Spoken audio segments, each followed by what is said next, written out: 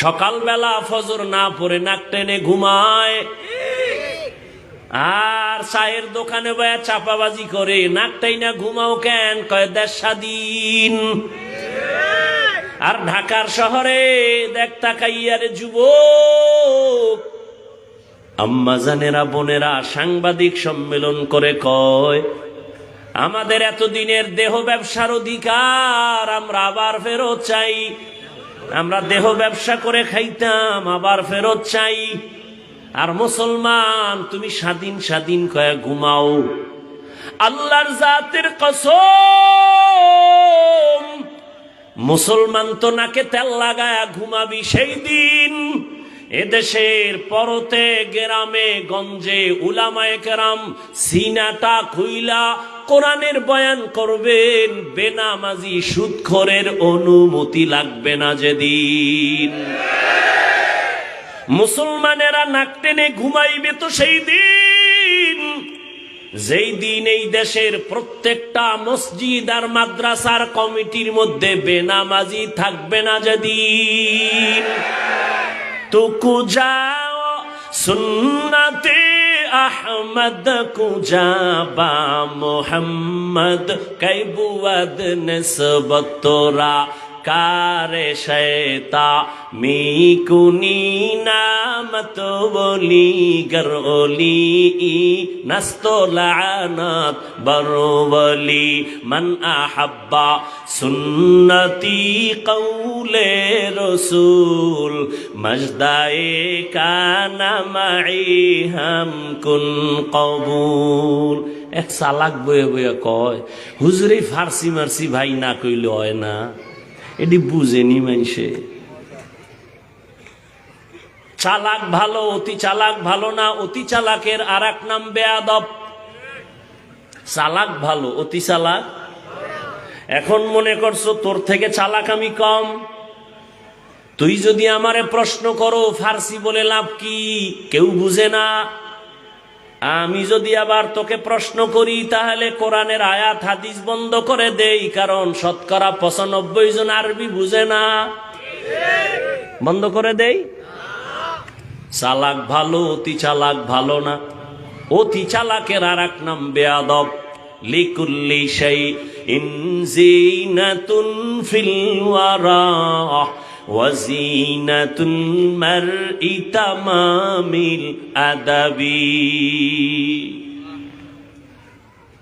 রহমতের নবী বলেন, বনি ইসরাইল এত চালাক, বেশি বুঝে বুঝে নিজেদের মধ্যে দ্বন্দ্ব, কয় আমি ভালো তুই খারাপ। এভাবে করে করে তারা দলে দলে 72-এ পরিণত হয়েছে। আমার উম্মত আরো চালাক, ওদের দল আর একটা বেড়ে যাবে। ও যুবক বাবারা, জিব্বা নারা একটু বলবানি কত? কুল্লুহুম ফিন্নার। নবী বলেন সব জাহান্নামে যাবে ইল্লা মিল্লাতান ওয়াহিদা, এক দল মাত্র জান্নাতে যাবে। তাহলে এক দল যদি জান্নাতে যায়, জাহান্নামী কয় দল? 72। এই কথা কি নতুন শুনছেন? আরো আগেও শুনছেন, কিন্তু এখানে একটা পয়েন্ট আছে, এটা হয়তো বা অনেকে শুনেন নাই। যদি শুনে থাকেন আবার শুনেন। 73 দলের ভেতরে এক দল জান্নাতে যাবে, 72 দল জাহান্নামে যাবে। এই যে 72 দল জাহান্নামে যাবে, এরা কেউ হিন্দু না, বৌদ্ধ না, ইহুদি না, খ্রিস্টান না, এরা সব হবে মুমিন মুসলমান। আমি কোরআনে হাকিমের সূরা আহজাবের 2 টুকরা আয়াত পড়েছি, নবীজির হাদিস থেকে ছোট্ট এক টুকরো হাদিস পড়েছি। আয়াত ও হাদিসের আলোকে ইখলাস ও রুহানিয়তের সমন্বয়ে সহি নিয়তে, সহি তরিকায়, সহি কিছু কথা আমাকে বলার মতো, আপনাদেরকে শুনবার মতো দয়াময় রব্বুল আলামিন তৌফিক দান করুন।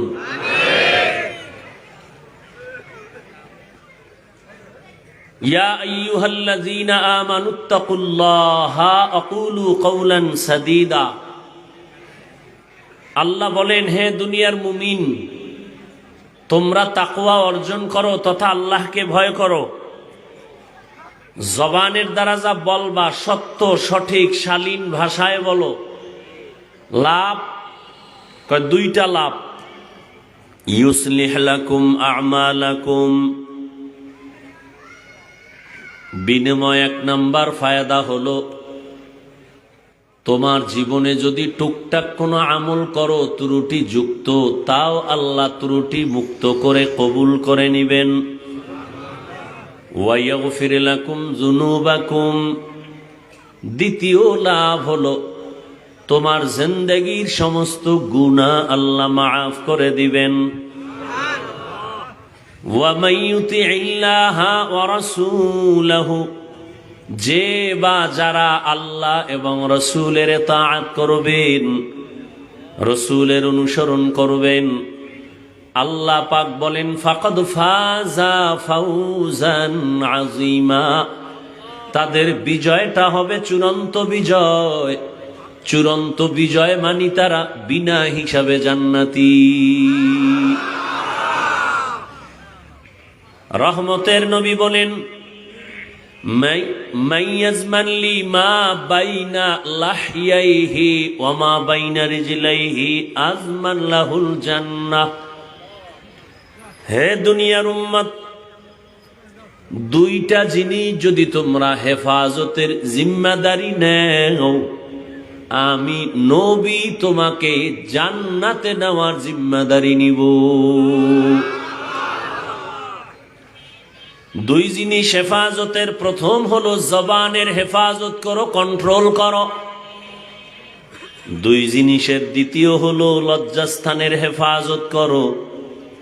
নবী বলেন এই দুই জিনিস হেফাজতের জিম্মাদারি যদি নাও, আমি নবী তোকে জান্নাতে নেওয়ার জিম্মাদারি নিব।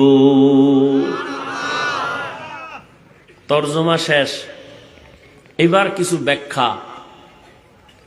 ওলামায়ে কেরাম যে ব্যাখ্যা করেছেন ওগুলো মুখস্থ করে আসছি, আপনাদের কিছু শোনাবো। আমার থেকে কিছু বানাইয়া গবেষণা করে বলার চিন্তা তো দূরের কথা, এই বেয়াদবিমূলক সাহসও আমার নাই। আপনাদের দোয়া আমার চলার পুঁজি, মা বাবার দোয়া, মুরব্বী ওলামায়ে কেরামের দোয়া, আমার শিক্ষকদের দোয়া আমার চলার পুঁজি। আমার এলেমও নাই, আমলও নেই। আলহামদুলিল্লাহ চলতেছে সেই ছাত্র জীবন থেকে। দৌড়াচ্ছি ময়দানে, আর কতদিন আল্লাহ দৌড়ার তৌফিক দিবেন সে আল্লাহ ভালো জানেন। তবে এতটুকু বিশ্বাস, যদি আল্লাহকে সাথে নিয়ে চলতে পারি ইখলাসের সাথে, তো বাংলাদেশ কেন সারা দুনিয়ার মানুষ মাইক লইয়াও যদি বিরুদ্ধে নামে এক বিন্দু ক্ষতি করতে পারবে না ইনশাআল্লাহ। বরং আমি তো দেখি বাস্তবে এটা, জোয়ারের পানিতে বাদ দিলে পানির শক্তি বাড়ে না কমে? এই যুবক বাবারা, আমরা তো সমাজের বোকা টুপিওয়ালারা। তোমরা বলো চায়ের দোকানে বসে হুজুরেরা কি বুঝে, আসলে আমরা বুঝি না, আমরা বোকা। আমরা যদি বোকা না হইতাম তাহলে তোমরা যেই পরিমাণ আমাদের গালি দাও, আমরা এগুলোর জবাব দিতাম, তোমাকে সাথে সামনে পাইলে একটা থাপ্পড় দিতাম। কিন্তু আমি কেন, কোন ওলামায়ে কেরাম এত গালি শুনেন কিন্তু জবাব দেন না, বরং সামনে দাঁড়াইলে হাসি মুখে বুকে লাগায়, সালাম দেয়। আমরা বোকা, আসলেই বোকা। বোকা থাকাই ভালো। জ্ঞানীরা পলাইছে, আর একদল নাচতেছে, আবার একদল আইব, আবার পলাইব। আর আমরা বোকার দল, আগেও যেমন ছিলাম এখনো আছি ওই রকম, ভবিষ্যতে সম্মানে থাকবো ইনশাআল্লাহ। আমাকে কোনো টেনশন নাই। চেয়ারম্যানের চেয়ারের মেয়াদ শেষ, আমগো চেয়ারের কোনো মেয়াদই নাই। আছে? হ্যাঁ, আওয়ামী লীগ গেল না আইলো, বিএমপি গেল না আইলো, অন্য কেউ আসলো না গেল, ওই চিন্তা নাই। কারণ আমরা টাকা দিয়া সম্মান কিনি নাই, আমগো সম্মান দিছেন আল্লাহ। টাকার সম্মানে একবার ফুলের মালা পরে জুতার মালা, আর আল্লাহর দেওয়া সম্মান এখানে কারো কলম চলে না। हकीकत से तो दुनिया बेखबर है, दुनिया की नुमाइश पर नजर है। नमी गुयम के आज दुनिया जुदा बाश, बहरकारी के बाशी बा खुदा बाश। তবে বেয়াদবি মাপ চাইলাম, আবারও মাপ চামো অনেক। মাপ চাইলে কি সম্মান কমে? না না। ওই যে প্রবাদ আছে না, ক্ষমা চাওয়া বা ক্ষমা করা মহৎ ব্যক্তির গুণ। ভুল করাটা অন্যায় না, ভুল স্বীকার না করাটা অন্যায়। তবে এখানে আর একটা মাসআলা জেনে নিবেন, ভুল করার ইখতিয়ার আছে সবার, কিন্তু ভুল ধরার ইখতিয়ার সবার নাই। ভালো করে মনে রাখেন, কিছু কিছু শব্দ কথা বলবো, এটি লেখা রাখবেন, অন্তরে কাজে লাগবে। বোকাদের কিছু কথাও তো কামে লাগে, হ্যাঁ, কিছু কথা ধরে রাখেন, কাজে লাগবে। কারণ মোহাব্বত নিয়ে বলি তো ফায়দা হবে। কাউকে আমার আপন বানানোর জন্য বলি না, কাউকে দূরে সরাবার জন্য বলি না, কোনো দলের এজেন্ডা হইয়াও আসি নাই। চরমনায়ের পক্ষে যে দালালি করব, অমুক ইসলামী দলের পক্ষে করব, অমুক পিসাবের পক্ষে করব, তাবলিগের পক্ষে না। কে কি করে জানি না, আমি অন্তত আলহামদুলিল্লাহ সবার মোহব্বত নিয়েই কথা বলার চেষ্টা করি। একটা বয়ান পাইবেন না যে বলছি চরমনাই না গেলে জাহান্নামে যেতে হবে, পাঁচকুল্লি না পড়লে জাহান্নামে যেতে হবে, তাবলিগ না করলে জাহান্নামে যেতে হবে, কওমি মাদ্রাসায় না পড়লে জাহান্নামে যেতে হবে। আমার জিন্দেগির কোনো বয়ানে পাবেন কিনা সন্দেহ। বরং অনেকে ভয় পায় আমগো হুজুর বানায় ফেলাইব না, বরং আমি যেই লাইনে আছে ওই লাইনে রাইখা জান্নাতের পথ কেমনে পায় আমি এই পরামর্শটা দিব, আর কিছু না। তুমি স্কুলে আছো, ওখানে থাইকা জান্নাত কেমনে পাবা সেই পরামর্শ দিব। তুমি কলেজে পড়ো, ওখানে থেকে তুমি জান্নাত কেমনে পাইবা সেই পরামর্শ দিব। তুমি ব্যবসা করো, চাকরি করো, ওখানে থেকে আল্লাহকে কেমনে নিয়ে জান্নাতে যাইবা সে পরামর্শ দিব আমি। এই বেটা একটা চিল্লা চিল্লি করো কেন এখানে, আহাম্মক।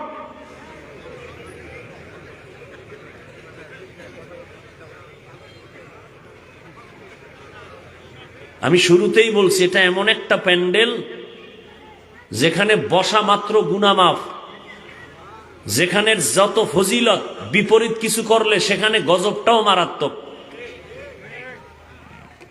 হাত উঠায় কোনো বরদোয়া কেউ করে না, করা লাগেও না। জাগা মতো বেয়াদবি করলে ফয়সালা আসমান থেকে চলে আসে। শুরুতে বলছি না, 13 বছর নবীজিকে দেখছে, বয়ান শুনছে, কপালে কালেমা আসে না, এর নাম কপাল।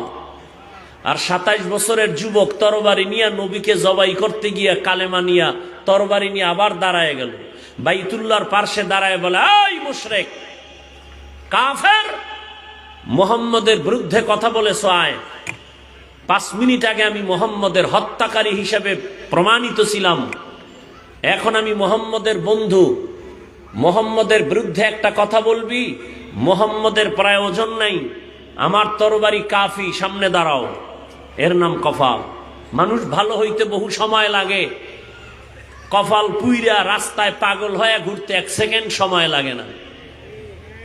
রাস্তায় চলি সারা রাত, নতুন নতুন কিছু জ্ঞানী শিক্ষিত পাগল দেখছি, শিক্ষিত পাগল ইংলিশে কথা কয়, অথচ লঙ্গির অর্ধেক নাই, আরবি কয়।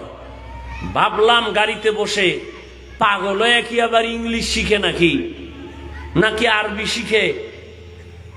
ভেবে ভেবে বহুদিন পরে অন্তরে আসলো, না, আসলে ছেলেটা স্কুলে ছিল, ভালো ছেলে, শিক্ষকের সাথে বা কোনো মুরব্বীর সাথে বেয়াদবি করে পাগল হয়েছে। মাদ্রাসায় ভালো ছাত্র ছিল, আরবি অনর্গল বলতো, অহংকারী করে কোন জায়গায় জানি বেয়াদবি কইরা রাস্তার পাগল হয়ে গেছে। ভালো হইতে বহু সময়ের প্রয়োজন, কপাল পুড়তে 1 সেকেন্ড লাগে না। এখন সবাই সুস্থ বসে আছো। সেদিন সিংড়াতে বয়ান করছি, সিংড়া শহরে দাওরা হাদিস মাদ্রাসা। মোনাজাত দিয়া চলে গেলাম রাজশাহী। 1 ঘন্টা পরে খবর আসলো সভাপতি মরে গেছে। কিসের বাহাদুরি? ভালো মানুষ, হঠাৎ বুকে ব্যথা, ধরতে ধরতে নাই।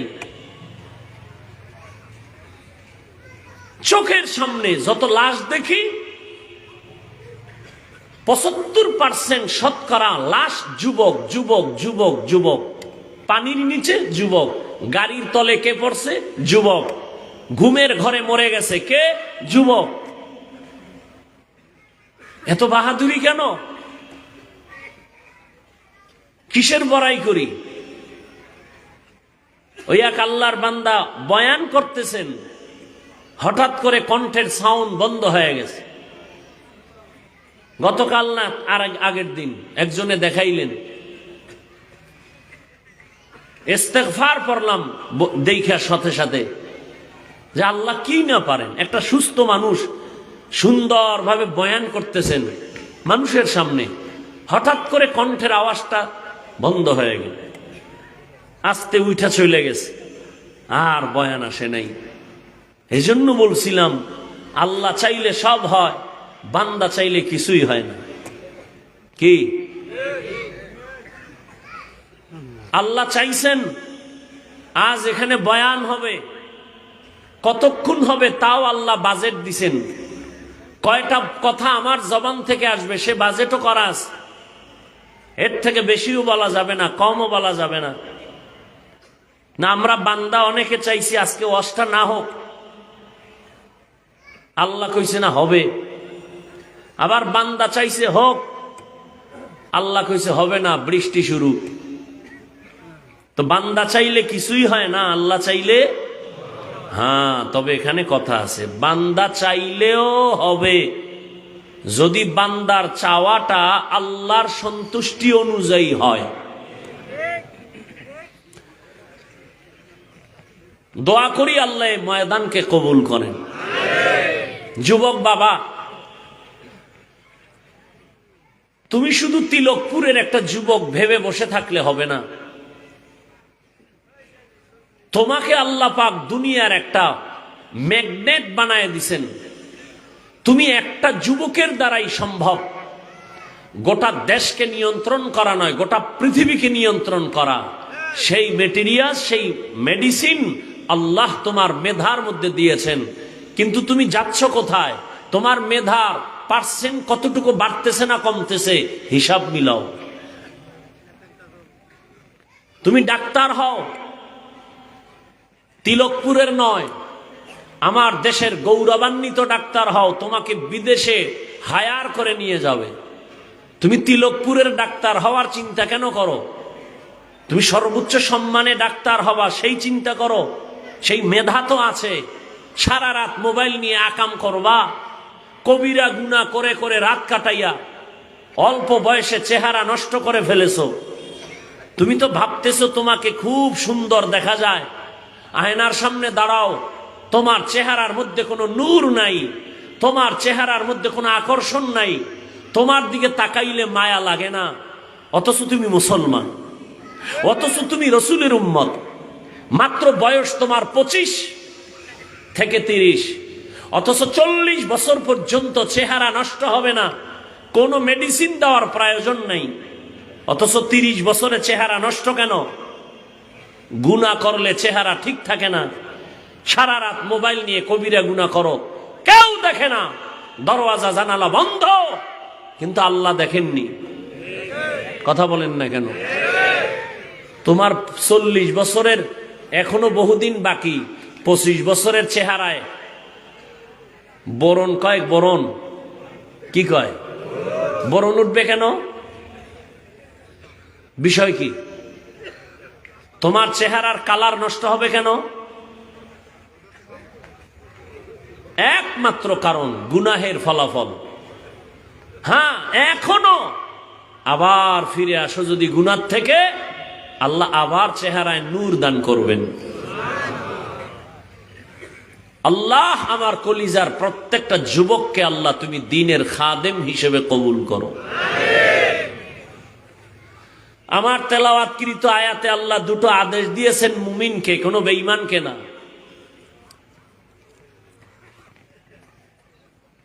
বেঈমানকে দেন নাই কেন? এর সংক্ষেপ জবাব, কোনো বেঈমান এক সেকেন্ডের জন্য কখনো জান্নাতে যাবে না। জান্নাতে যাবে শুধু মুমিন, শুধু।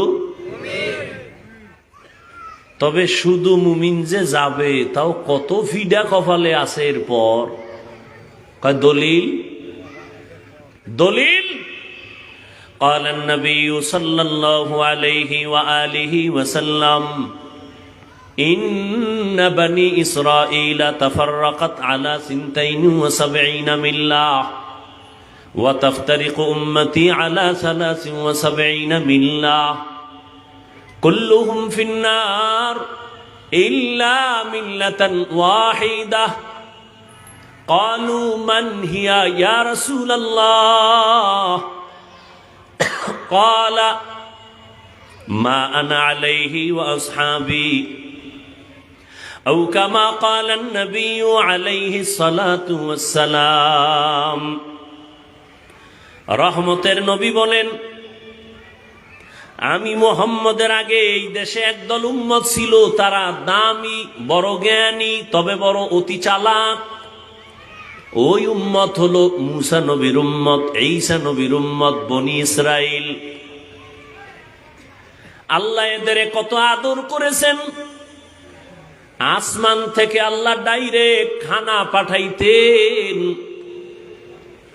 এদের আলাদা কোনো রিজিকের কোনো চিন্তা করার প্রয়োজন হতো না। সন্ধ্যাবেলা নিশিরের মতো, কুয়াশার মতো, বৃষ্টির মতো হালুয়া পড়তো আসমান থেকে জমিনে। আর পাখি এক একটা আস্তে আস্তে ছোট পাখি বুনা হয়ে আসতো। আল্লাহ বলছেন, হে মূসা, তোমার উম্মতেরা যেদিন খানা পায় পুরাটাই যেন খায়, চালাকি করে যেন পরের দিনের জন্য না রাখে। যদি রাখে, চালাকি করলে খানা বন্ধ হয়ে যাবে। চালাক এই বনি ইসরাইল খানা পাইয়া মজা দেখা কয়, সব খাইস না, আগামীকাল খাবো, রেখে দাও। পরের দিন থেকে আসমানের খানা বন্ধ হয়ে গেছে। রহমতের নবী বলেন, মুসা নবীর উম্মত ওই বনি ইসরাইল যদি চালাকি না করত, আমার উম্মতেরা কিয়ামত পর্যন্ত বালিশের কিনারায় আসমানের খানা পাইত।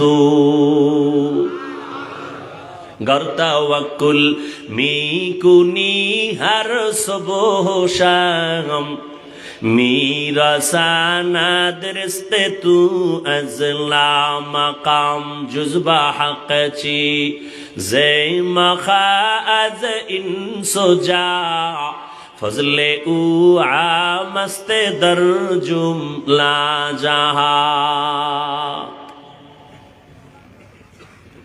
হ্যাঁ, ঘুম আসতেছে? যদি কয় হ্যাঁ ঘুমায়, এটাও একটা মিথ্যা কথা। কারণ বাঙালি রাতে ঘুমায় না, সারা রাত মোবাইলের হক আদায় করে। সকালবেলা ফজর না পড়ে নাক টেনে ঘুমায়, আর চায়ের দোকানে বয়া চাপাবাজি করে। নাকটাই না ঘুমাও কেন? কয় দেশ স্বাধীন। আর ঢাকার শহরে দেখ তাকাইয়ারে যুবক, আম্মা জানেরা, বোনেরা সাংবাদিক সম্মেলন করে কয়, আমাদের এতদিনের দেহ ব্যবসার অধিকার আমরা আবার ফেরত চাই। আমরা দেহ ব্যবসা করে খাইতাম, আবার ফেরত চাই। আর মুসলমান তুমি স্বাধীন স্বাধীন কয়ে ঘুমাও। আল্লাহর জাতের কসম, মুসলমান তো নাকে তেল লাগায়া ঘুমাবি সেই দিন এদেশের পরতে গ্রামে গঞ্জে উলামায়ে কেরাম সিনাটা খুইলা কোরআনের বয়ান করবেন। বেনামাজি সুদখোরের অনুমতি লাগবে না যেদিন। মুসলমানেরা নাক টেনে ঘুমাইবে তো সেই দিন যেই দিন এই দেশের প্রত্যেকটা মসজিদ আর মাদ্রাসার কমিটির মধ্যে বেনামাজি থাকবে না, যেদিন তুকু যাও সুন্নতে আহমদ কুজাবা মোহাম্মদ কৈবুয়াদ নিসবতরা কারে শৈতা মিকুনি নামত বলি গরলি নস্তলানাত বরবলি মান আহাব্বা সুন্নতি কৌলে রসুল মজদায়ে কানা মাই হাম কুন কবুল। এক চালাক বয়ে বয়ে কয়, হুজুরে ফার্সি মারসি ভাই না কইলে হয় না, এটি বুঝেনি মানুষে। চালাক ভালো, অতি চালাক ভালো না। অতি চালাকের আর এক নাম বেয়াদব। চালাক ভালো, অতি চালাক। এখন মনে করছো তোর থেকে চালাক আমি কম। তুই যদি আমারে প্রশ্ন করো ফার্সি বলে লাভ কি, কেউ বুঝে না। আমি যদি আবার তোকে প্রশ্ন করি তাহলে কোরআনের আয়াত হাদিস বন্ধ করে দেই, কারণ শতকরা 95 জন আরবি বুঝে না। বন্ধ করে দেই। চালাক ভালো, অতি চালাক ভালো না। অতি চালাকের আর এক নাম বেয়াদব। লিকুল্লি শাইইন জিনাতুন ফিল ওয়ারা ওয়াজিনাতুল মারই তামামিল আদাবি। রহমতের নবী বলেন, বনি ইসরাইল এত চালাক, বেশি বুঝে বুঝে নিজেদের মধ্যে দ্বন্দ্ব, কয় আমি ভালো তুই খারাপ। এভাবে করে করে তারা দলে দলে 72-এ পরিণত হয়েছে। আমার উম্মত আরো চালাক, ওদের দল আর একটা বেড়ে যাবে। ও যুবক বাবারা, জিব্বা নারা একটু বলবানি কত? কুল্লুহুম ফিন্নার। নবী বলেন সব জাহান্নামে যাবে, ইল্লা মিল্লাতান ওয়াহিদা, এক দল মাত্র জান্নাতে যাবে। তাহলে এক দল যদি জান্নাতে যায়, জাহান্নামী কয় দল? 72। এই কথা কি নতুন শুনছেন? আরো আগেও শুনছেন, কিন্তু এখানে একটা পয়েন্ট আছে, এটা হয়তো বা অনেকে শুনেন নাই। যদি শুনে থাকেন আবার শুনেন। 73 দলের ভেতরে এক দল জান্নাতে যাবে, 72 দল জাহান্নামে যাবে। এই যে 72 দল জাহান্নামে যাবে, এরা কেউ হিন্দু না, বৌদ্ধ না, ইহুদি না, খ্রিস্টান না, এরা সব হবে মুমিন মুসলমান। মনে হয় এই কথাটা অনেকে জানেন না। এই 72 দল জাহান্নামী সব হবে মুসলমান, মুমিনের ভেতরে। এবার বুঝেন, মুমিন যে জান্নাত পাবে কত ভিডা কপালে খাওয়ার পর। জিন্দেগি মে বন্দেগি তু কর নাহি। খারাপ লাগে না? জিন্দেগি মে বন্দেগি তু কর নাহি, जिंदगी बे बंदगी शर्मिंदा है, जिंदगी बे बंदगी शर्मिंदा है। যুবকেরা ভাল লাগে? একতারা হইলে একটু মজা পাইতি। কারণ এখন বাংলাদেশের যুবক তো আপডেট হয়ে গেছে। বাংলা হুনে না, সব হিন্দি। মোবাইলে হিন্দি গান লাগাইয়া লাফায়। লাফাও কেন অর্থ জানুনি? আব্বাও জানে না, আমিও জানি না। লাফাও কেন কয় মজা লাগে। এরে যুবক, ঘুমের মধ্যে মানুষ মরেনি।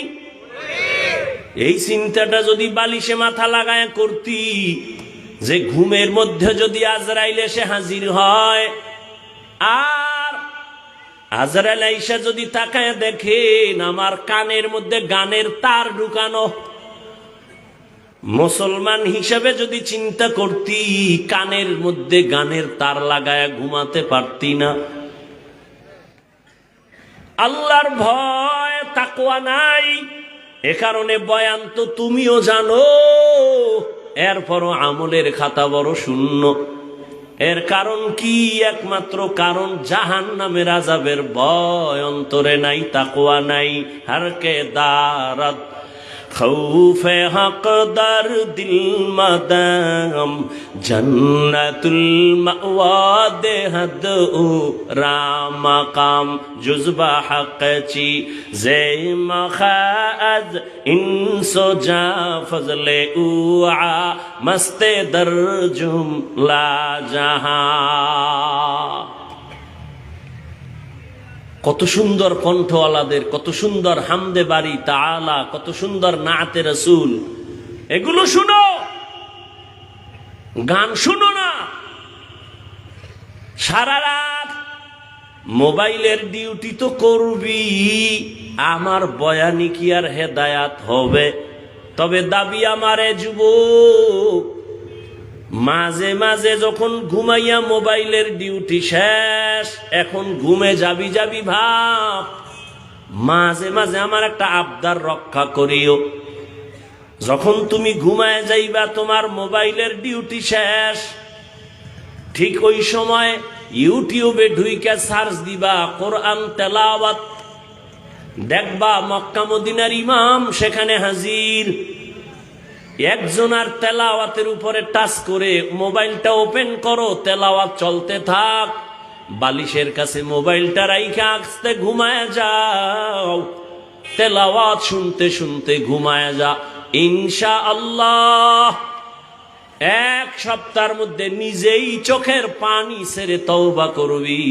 কোরআন তেলাওয়াত শুনবো, নাচ শুনবো, আর গান বাদ্যের আওয়াজ কানে নিব না।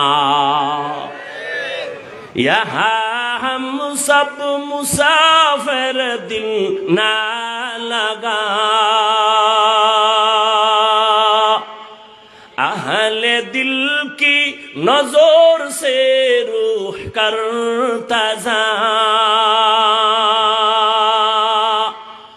यहाँ हम सब मुसाफिर दिल ना लगा,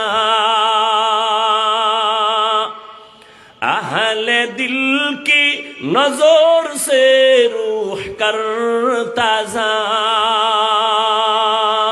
शाह दौलत सब फकीर घर नेक ने है, शाह दौलत सब फकीर घर नेक ने है, जिंदगी में बंदगी तू कर नहीं,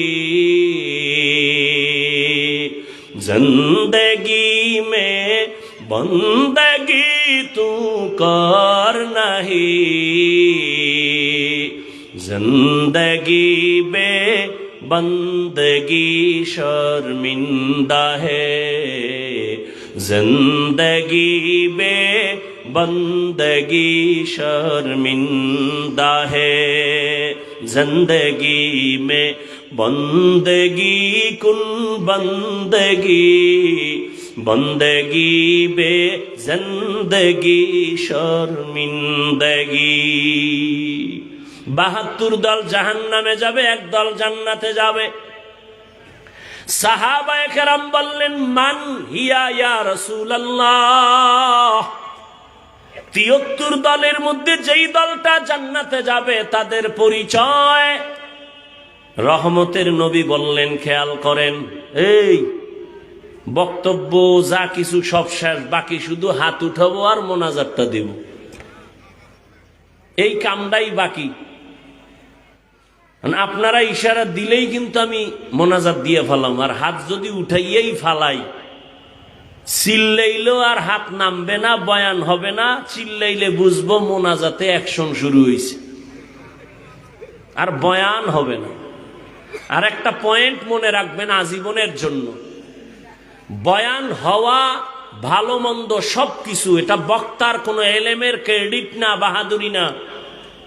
আল্লাহর জাতের কসম, বক্তার বয়ান ভালো মন্দ সবকিছু নির্ভর করে শ্রোতাদের অন্তরের মোহাব্বত আর আকর্ষণের উপর। আমি এখন যতক্ষণ বয়ান চালাবো শুধু আপনাদের আন্তরিকতা আর মোহাব্বতের উপরে। আপনার জরুরতে আপনি উঠবেন, বাসায় যাবেন, আমার জরুরতটা কি কম নেই? আমিও উঠে চলে যাব। নিজের ক্ষতি করবেন না, অন্যের ক্ষতি করারও দুঃসাহস করবেন না। আপনার যদি দীর্ঘ টাইম বসার পাওয়ার না থাকে, ভিতরে ঢুকছেন কেন? আমার বহু আল্লাহর মহব্বতের বান্দারা ওই দাঁড়ায় বয়ান শুনে ফাঁকে ফাঁকে যদি চায় বিড়িটাই না আবার আইব, কোনো ডিস্টার্ব হবে না, দেখাও হবে না। ভেতরে ঢুকছেন কেন? ঢুইকা ডিস্টার্ব করেন কেন? এখানে কত সাদা দাড়িওয়ালা মুরব্বীরা বসা, কত ওলামায়ে কেরাম বসা, এদের ডেঙ্গিয়ে বের হয়ে যান জুতা দুইটা হাতে নিয়ে, ভয় লাগে না? না হয় বলেন, আমি মোনাজাত দিয়ে দেই। পৃথিবীতে কথা বলার মতো পৃথিবীতে আর কষ্টের কোনো কাজ নাই। আর সেই কথা বলনেওয়ালার যদি টাইম মতো ঘুম না থাকে, সারা দিন রাতে মাত্র 3 ঘন্টা ঘুমায় এখানে আসছে। সকাল 10টায় বয়ান করছি রাজশাহী। আল্লাহর কুদরত ছাড়া আমরা চলতে পারতেছি না। এরপরে বক্তব্য যদি 10 মিনিট হয় টেনশন থাকে না। আবার যদি কেউ লেখা দেয় আধা ঘন্টা দেখেও বলা যায়, কিন্তু আনলিমিটেড দেখার কায়দা নাই, মুখস্থ চলতেছে। আবার এক লাইনের মানুষ হয় তো টেনশন নাই, তাবলিগ নিয়ে সাইজ, পিসাবের মুরিদ এক চাটিয়া বয়ান। বাংলাদেশে যত লাইন আছে সব লাইনের মানুষ এখানে বয়া রয়েছে। এত লাইনের মানুষের অন্তরকে লেভেল পজিশনে রাইখা কথা বলা রবের করুণা দয়া ছাড়া সম্ভব না। এর মধ্যে আবার ডিস্টার্ব করেন, কি দুঃখ আর কি বলবো। আল্লাহ আমাকে হেদায়াত দান করেন। আপনাদের হেদায়াত লাগলে আপনারটা আপনি দোয়া কইরলেন, কারণ এখন অন্যের লেগে দোয়া করলেও মামলা হয়। বুঝেন না কথা? পিরোজপুরে দোয়া করছি এহসানের জন্য। কেন? সুদ মুক্ত ব্যবসা, এটা রহমত। সুদের ব্যবসা রহমত না সুদ ছাড়া ব্যবসা রহমত? সেই দোয়া করছি। অলিপুর সাহেব সেই দোয়া করলেন। মুফতি মিজানুর রহমান সাইদ সাহেব আমারে ধৈর্য নিয়ে গেলেন, আমি চিনি না সেই জায়গা, কানা যাইতে হইব। গেলাম, গিয়ে দেই এনে ডিসি এসপি এগো কেরেস দিতেছে, সবাই প্রশংসা করলেন। আর আমারে মাওলায় কথা বলার মধ্যে দিয়া একটা ছিদ্র রাইখা দিছে। আল্লাহ বলাইছেন, শেষে বলছিলাম দুনিয়ার লোক যদি ঢুকে যায় তো ঠিকই ঢুকছে, দুনিয়ার লোক ঢুকছে। ঢোকার কারণে অন্যের টাকা নিজের মনে করলে গজব নেমে আসে মরার আগেই। অন্যের টাকা নিজের মনে করলে গজব নেমে আসে। অথচ আল্লাহর জাত ও সিফাতের কসম, একটা পয়সা পর্যন্ত হারাম ভাবে, নাহক ভাবে, অবৈধ ভাবে জীবনে আসে নাই।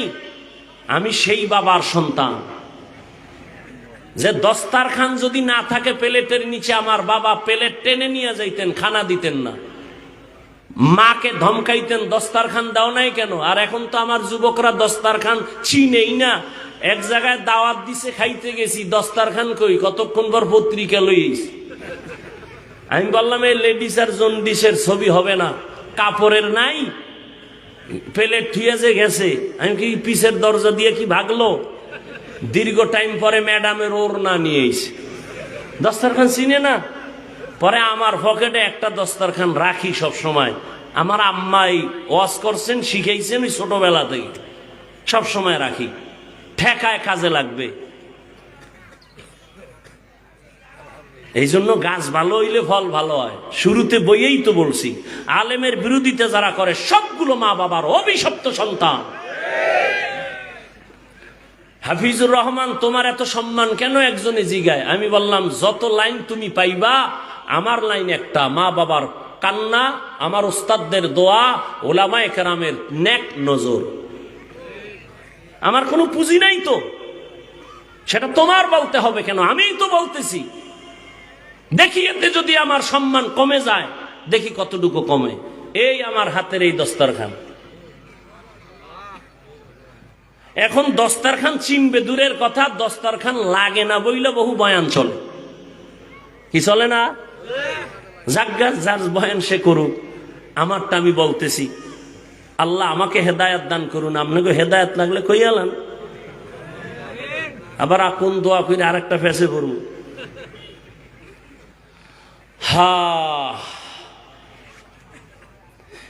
दुनिया में हो दुनिया का तलबगार ना हो,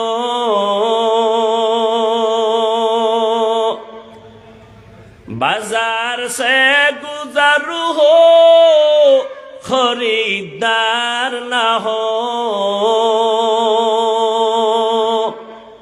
ये दुनिया एक मिसल कागज फूल है, ये दुनिया एक मिसल कागज फूल है, जिंदगी में बंदगी तू कर नहीं,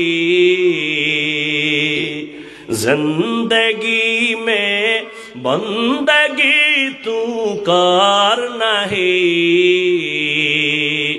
जिंदगी में बंदगी शर्मिंदा है, जिंदगी में बंदगी शर्मिंदा है। কিছুক্ষণ সময় দিবেননি? দুই একটা কিস্সা কাহিনীও শুনাম, একটু ঘুরাইয়া আইতেছি লাইনে। কারণ যেহেতু এত বদনাম, দুই একটা না শুনাইলে হয়। আমরা কেচ্ছা কাহিনীর ওয়াজ করি, টুক শুনাইয়াই যাই। তবে একটা কথা বলি, বলছি না বোকাগো কথাও দুই একটা কামে লাগে। লেখা রাখিস যুবক, তুই আমারে খারাপ জানতে পারো, বেয়াদবি মাপ চাইছি আগে, আবার চাইলাম মাপ চাই।